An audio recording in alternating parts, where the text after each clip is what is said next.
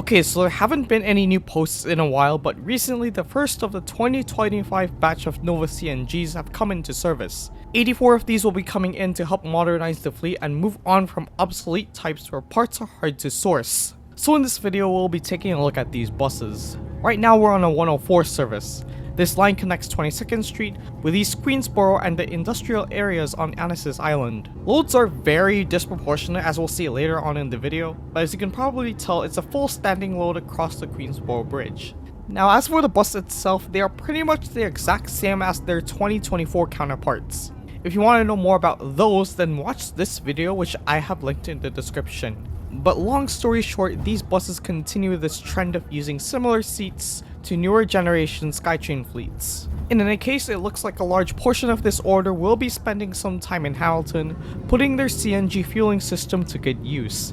And in terms of outgoing buses, things have been going on pretty steadily. As of posting, almost half of the 2024 batch of CNGs have been cycled out to Surrey, so we are seeing the last of these older non-air conditioned diesels being cycled out. The same can be said about some of those older CNG units up in PoCo being replaced with newer 2019 units similar to ones on screen right now. And there's only 47 of these in the fleet, so to get 50 replacements, there are actually 3 of the older diesels running around in PoCo, which is the first for the specific type since they entered service in 2006 on a trial basis at PoCo Portland Transit Center. And their future in PoCo is pretty much up in the air because it's basically a temporary solution. And now, by the end of this batch, the fleet will have 134 of these Nova CNGs, which will be enough to cover the outgoing 3300s, 7400s, and the hybrid units from 2009, which were either retired or relegated to use on the training fleet. And the crazy part is that in order for this to be complete, Surrey has to give up its 57 diesel buses, and then you add another 50 CNG buses from Surrey, which were mentioned earlier, and then transfer them to PoCo. Subtract the 18 newer Nova hybrid buses already in Surrey, and we're looking at least 90 Nova CNGs in Surrey across the 2024 and 2025 batches. And that's not all.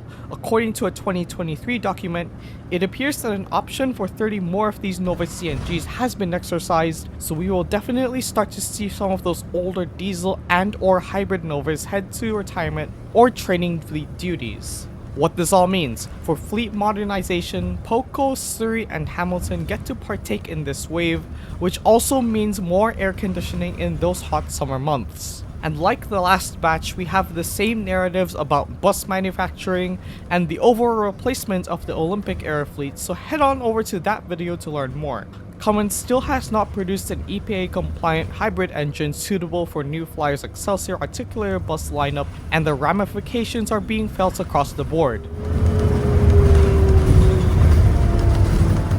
And now just some other updates to get around, because right now I have 3 things in addition to the Mark V that are of note. First is that right now the reason there is a stagnation of peak hour service is that there's quite literally a bus storage crisis. Like, it's nice to have a bus, but it would be even nicer to be able to store it overnight. Now there's a short-term project that has begun as of this service rotation, and it's called the HTC Satellite Parking Pilot. And the plan right now is to cover it on this channel at the same time as the Marpole Transit Center video, and basically these will provide much needed relief in terms of depot capacity. Second is that, if you've known by now, I've decided to stop doing community shuttle fleet updates. The reality is that they've always been ordering them every year, and it's either 1 or 2 model types, which are the same Arbok or the G5. Now something interesting about this last batch of G5s is that they've gone with both Chevrolet and GMC chassis. Other than that, you get the same interior, which basically hasn't changed since 2016.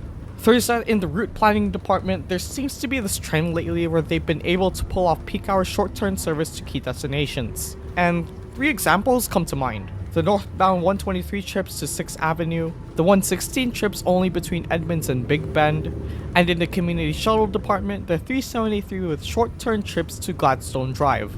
So for example, the 123 service is very disproportionate and much heavier in uptown New West than near Brentwood Station. In that case, what they did was go down to 4 trips an hour from 5, and then use that bus operator time to operate those short-term trips. It's likely this program will be expanded in September, and judging from the 104 we saw in this video, I hope they start doing some of these short-term trips from 22nd to Duncan and Furnace and back to 22nd.